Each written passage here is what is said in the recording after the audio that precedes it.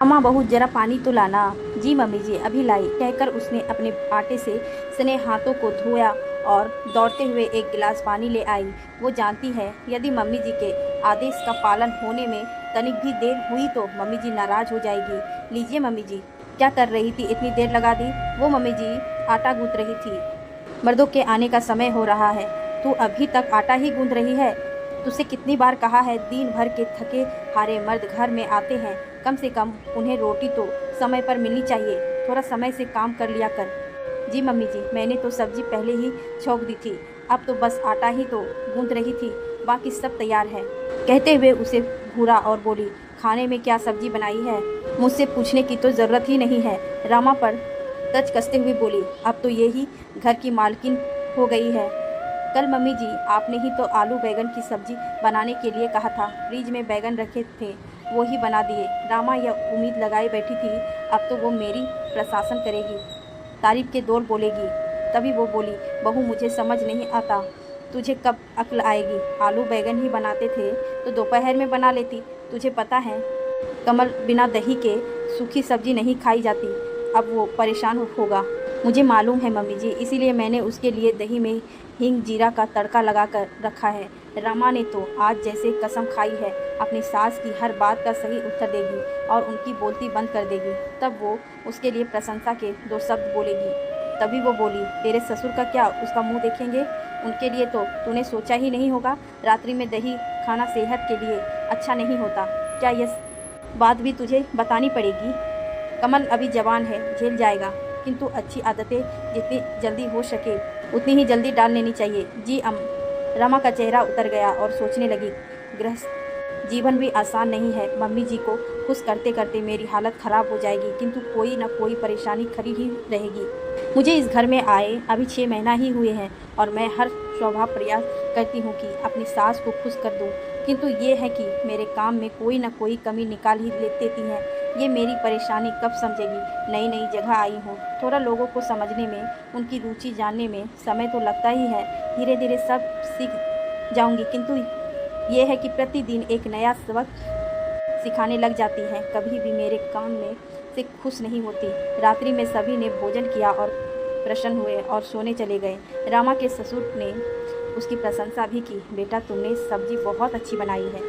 रामा जब काम निपटाकर अपने कमरे में आई तो कमल फ़ोन पर व्यस्त थे।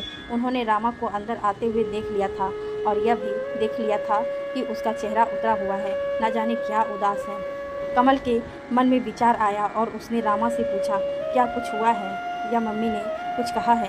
कमल की प्यार भरी बातें सुनकर रामा से रुका नहीं गया और बोली, मैं कितना भी प्रयास करती हूँ किंतु आपकी मम्मी कभी भी मेरे किसी भी कार्य से प्रसन्न नहीं होती। तभी तो लोग कहते हैं औरत ही औरत का दर्द नहीं समझती। यह कहते हुए उसने सारी बात कमल को बता दी कि उनके मध्य क्या वार्तालाप हुआ था। तब कमल बोला, मम्मी वैसे ही जबान से कड़वा बोलती है किंतु दिल की बहुत अच्छी है। तुम उनकी बातों को अनदेखा क्यों नहीं कर जाती हो? तुम इसे सकारात्मक रूप से क्यों नहीं सोचती हो? क्या यह बात तुम्हें पता थी कि रात्रि में दही खाना अच्छा नहीं होता है? नहीं तो फिर आज तुमने मम्मी के माध्यम से जाना कि रात्रि में दही खाना स्वास्थ्य के लिए अच्छा नहीं है। सूखी सब्जी के साथ हमेशा दही या रायता कुछ होना चाहिए। इसीलिए आइंदा तुम ध्यान रखोगी कि ऐसा भोजन दोपहर में बनाया जाए, तो इसमें बुराई ही क्या है? उन्होंने अपने जीवन के 40 वर्ष गृहस्थी जीवन में बिताए। जो अनुभव उन्होंने कमाए वो अनुभव अब वो तुम्हें दे रही है। इसमें मुझे तो कोई बुराई नज़र नहीं आती है। हो सकता है उनका कहने का तरीका थोड़ा सख्त हो, किंतु तुम्हें कुछ सीखना ही रही है, कुछ तुमसे ले तो नहीं रही है। जब तक वो है उनसे जितना ज्ञान बटोरना है बटोर लो। प्यार से समझाए या गुस्से से कुछ मिलेगा ही। कमल मुस्कुराते हुए बोला, तुम ऐसा इसलिए कह रहे हो ना, वो तुम्हारी माँ है, तुम्हें ना वो कुछ कहती है सुनना तो मुझे ही पड़ता है। तब कमल ने रामा को समझाया, अध्यापक भी जब अपना ज्ञान देता है तो वह छात्रों को कभी प्यार से तो कभी मार से समझाता है, या नहीं इसी तरीके से इन्हें अपना गुरु समझ सकती हो। अपने जीवन के अनुभवों को तुम्हारे अंदर भर रही है और वो भी मुफ्त में।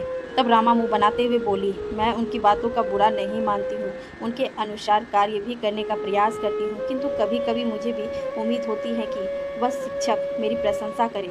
जो परिश्रम में मैंने किया है उसकी अपेक्षा न करके एक दो बोल प्यार के भी तो बोल सकती है। वह शिक्षक नहीं, वो सास ही है। शिक्षक कभी कभी अपने छात्र की प्रशंसा भी तो करता है, किंतु सास कभी भी अपनी बहू की तकलीफ को नहीं समझती है कि वह किस तरह अनजान घर में आकर अनजान लोगों के साथ रहकर अपना तालमेल बैठाने का प्रयास कर रही है। यहाँ पर तुम गलत हो। जहाँ तक मैं अपनी माँ को समझता हूँ, तुम्हारे सामने सख्त होने का प्रयास करती है ताकि तुम किसी भी कार्य में लापरवाही ना कर तो, किंतु बाद में तो तुम्हारी प्रशंसा ही करती है। मैंने तो कभी नहीं सुना। रामा बोली। सुनोगी कैसे? अभी तो तुम्हें बताया कि तुम्हारे पीछे तुम्हारी प्रशंसा करती है।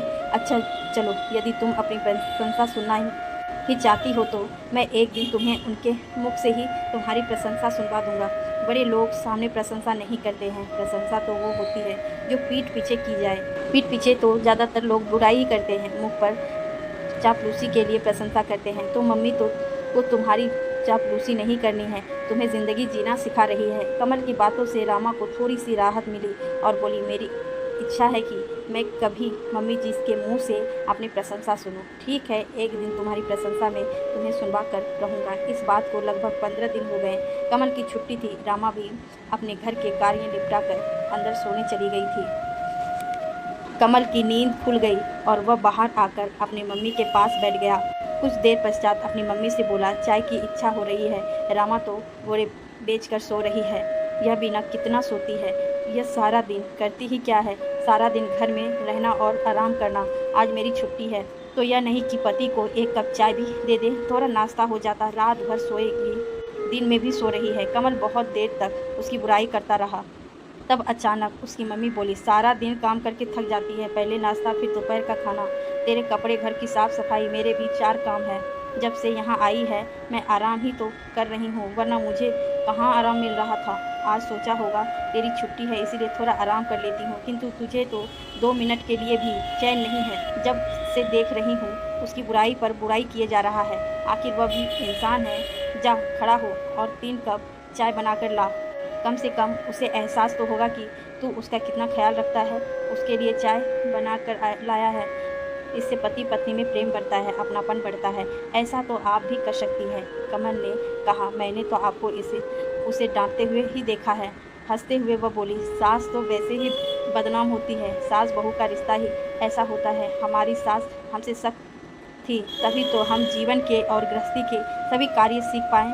आज वही गुण मैं अपनी बहू को सिखा रही हूँ ताकि वह जीवन में कभी मात ना खाए। हाँ, मैं जानती हूँ उसे मेरे व्यवहार से बुरा तो लगता होगा, किंतु लाड़ प्यार तो उसकी माँ ने किया होगा। क्या वह वहाँ सीख पाई? इसीलिए थोड़ा सास बनना पड़ता है, तभी तो वहाँ आगे जीवन में मजबूत होकर तेरे कंधे से कंधे मिलाकर चल पाएगी। आज अपनी की सास के मुंह से यह सब बातें सुनकर रामा की आंखों में आंसू आ गए और सोचने लगी, सही तो कह रहे हैं, सास बहू का रिश्ता ही ऐसा है, कभी नीम से कड़वा और कभी खट्टा। उसका मिठास कभी महसूस नहीं होती, जो धीरे धीरे जीवन में घुलती जाती है। खुश होते हुए वह तुरंत ही रसोई में गई और उसने 3 कप चाय बनाने लगी। सोच रही थी सास बहू की तकलीफ दिखाई देती तो, किंतु कभी कभी उसके अच्छे के लिए सख्त भी बन जाती है।